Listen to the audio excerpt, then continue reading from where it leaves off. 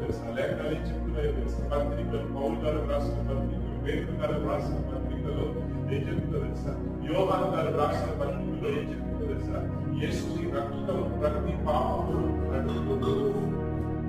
యేసుని రక్తం ఎవరి నూతన మనస్సాక్షి ఇచ్చును, యేసుని రక్తం నిత్య జీవం ఇచ్చును, యేసుని రక్తం పరిశుద్ధాత్మను మనకు అనుగ్రహించును, యేసుని రక్తం ఎవరిని మనల్ని నీతిమంతులుగా మార్చును అని వివరణ యేసయ్య రక్తము గురించి ప్రతి పత్రికలోనూ రాయబడింది.